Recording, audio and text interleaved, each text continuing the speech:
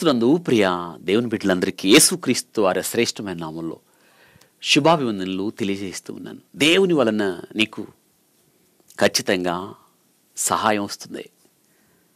121 కీర్తన మొదటి వచనం, కొండల వైపు నా కనులెత్తుచున్నాను, నాకు సహాయం ఎక్కడి నుండి వచ్చును. రెండవ వచనంలో, యెహోవా నాకు సహాయం కలుగును, ఆయన భూమి ఆకాశములను సృజించినవాడు.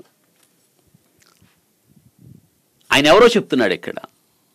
కొండల వైపు నా కన్నులు ఎత్తుచున్నాను, నాకు సహాయం ఎక్కడి నుంచి వస్తుంది అని దానికి జవాబు చెప్తున్నాడు. యెహోవా వలనే నాకు సహాయం కలుగుతుంది. ఎవరు యెహోవా? ఆయన ఉన్నవాడు, అనువాడు.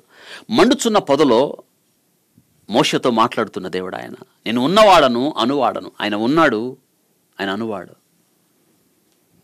ఆయన భూమి ఆకాశములను సృజించినవాడు. మాట ద్వారా సమస్తమును కలగజేసిన దేవునికి మీకు సహాయం చేయడం కష్టతరమైన పని అంటారా? సృష్టికర్త ఆయన. నువ్వు నమ్మిన దేవుడు సృష్టికర్త. మనం ఆయన పిల్లలుగా పిలువబడుతున్నాం. మరి ఆయన తండ్రి కదా, బిడ్డలకి సహాయం చేయడా? మీరు మీ పిల్లలు మిమ్మల్ని రొట్టె అడిగితే రాయిస్తారా? చేప అడిగితే పామిస్తారా? చేయరు కదా. మీరు చెడ్డవారయ్యుండియు మీ పిల్లలకు మంచి ఈవులని ఎరిగి ఉండగా మరి పరలోకమందున్న మీ తండ్రి ఇదిగో ఈయనే మీకు సహాయం చేయడా? ఎందుకు చేయడు? సహాయం చేస్తాడు ఆయన. మనుషులు విఫలం అవ్వచ్చు, అయిన వారు విఫలం అవ్వచ్చు, కానీ దేవుని సహాయం మాత్రం రాకుండా ఉండదు. తప్పిపోయిన కుమారుడు యొక్క ఉదంతం మనం, ఆస్తి అంతా తీసుకుని వెళ్ళాడు దూరదేశం. చాలామంది స్నేహితులు వచ్చారు, ఆస్తి ఉన్నంత కాలం అతనితో కలిశారు, ఆనందించారు, పరవశించారు, దుర్వ్యాపారం అతనితో పాటు పాల్గొన్నారు. కానీ ఆస్తి కరిగిన తరువాత స్నేహితులు కూడా కరిగిపోయారు. కరువు కాలం వచ్చింది, కానీ ఎవ్వరు అతనికి సహాయం చేయలేదు. కానీ తిరిగి తండ్రి చేర్చుకున్నాడు. తండ్రి వల్ల సహాయం వచ్చింది. మన జీవితాల్లో కూడా అంతే. యెహోవా వలననే మనకి సహాయం కలుగుతుంది. ఆలోచించండి. మొర్దెకాయ్ ఎస్తేరుతో అంటున్నాడు, యూదులకు సహాయం, విడుదల వేరొక దిక్కు నుండి వస్తుంది. దేవునికి ఆకాశము నిండా కిటికీలే, ఏ కిటికైనా తెరవచ్చు. దేవునికి సహాయం చేయడానికి ఏదో అడ్డు వస్తుంది చెప్పండి? మనమే కలవరపడతాం, మనమే దుఃఖపడతాం. ఏం చేయట్లేదు, ఏం చేయాలో పాలు పోవట్లేదు అంటాం. లేదు, నువ్వు దేవుని నమ్మినప్పుడు, ఆయన మీద ఆనుకున్నప్పుడు నీకు సహాయం వస్తుందని జ్ఞాపకం చేసుకోవాలి. ఆశాపన్న మాట, ఆకాశమందు నువ్వు తప్ప నాకెవరున్నారు? నీవుండగా నాకు ఏది అక్కరలేదు. 123 కీర్తన 1, ఆకాశమందు ఆసీనుడై ఉన్నవాడా, నీ వైపు నా కనులెత్తుచున్నాను అంటున్నాడు. దేవుడు నీకు సహాయము చేయదేవుడు ఆయన. ఈ ప్రతి బాధలో, ప్రతి కష్టంలో, ప్రతి దుఃఖంలో, ప్రతి వేదనలో, ప్రతి నిందలో, ప్రతి తిరస్కారంలో, విడవబడిన స్థితిలో ఆయన నీకు సహాయకుడు అవుతాడు.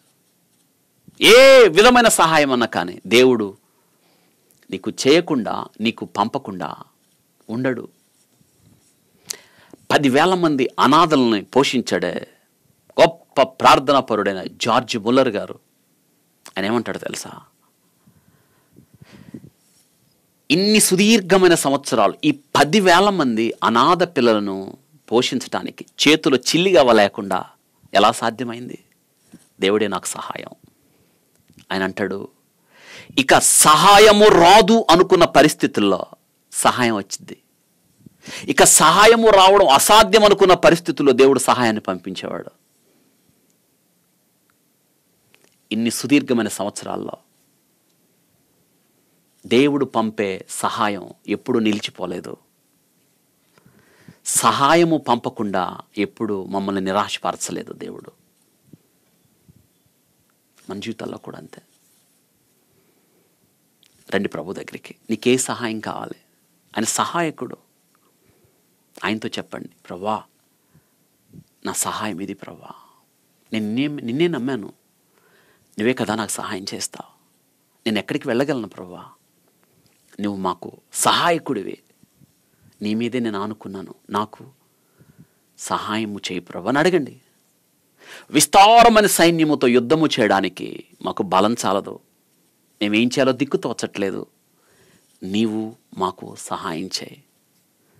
నీవు తప్ప మాకెవరున్నారని ప్రార్థించిన యెహోషాపాతు, ప్రార్థించిన హిజ్కియా, ప్రార్థించిన ఆసా. నువ్వు ప్రార్థించే, నువ్వే కదా సహాయం చేస్తావు. నువ్వు తప్ప మాకెవరున్నారు ప్రభువా అని అడగండి. ఆయన మీకు సహాయకుడై మీ జీవిత పర్యంతం మీకు తోడుగా ఉంటాడు. సహాయము పంపకుండా మిమ్మల్ని ఎప్పుడు ఆయన నిరాశపరచడు. అందుకే మనం ధన్యులం.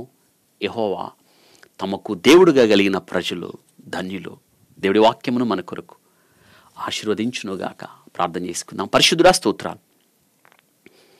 కీర్తనకారుడు అంటున్నాడు, కొండల వైపు నా కనులు ఎత్తుచున్నాను, నాకు సహాయం ఎక్కడి నుండి వచ్చును? ఆ సహాయకుడు నీవే ప్రభువా. యెహోవానే మాకు సహాయం కలుగును. ఆయన భూమి ఆకాశమును సృజించిన వాడు. మీకు ఎంత తేలిక పని ప్రభువా మాకు సహాయం చేయడం.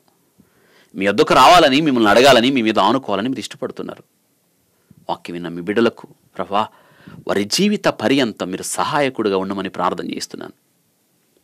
వాక్యం విన్న ప్రియ బిడ్డల వారి కుటుంబాలను, వారికి ఇచ్చిన సంతానాన్ని పేరు పేరున దీవించండి. ఈ దిన దీవెనలతో నింపండి. మీ నామానికి మహిమ తెచ్చుకున్నామని యేసు నామములో అడిగి వేడుకుంటున్నాం తండ్రి. ఆమేన్. ఆమేన్. God bless you.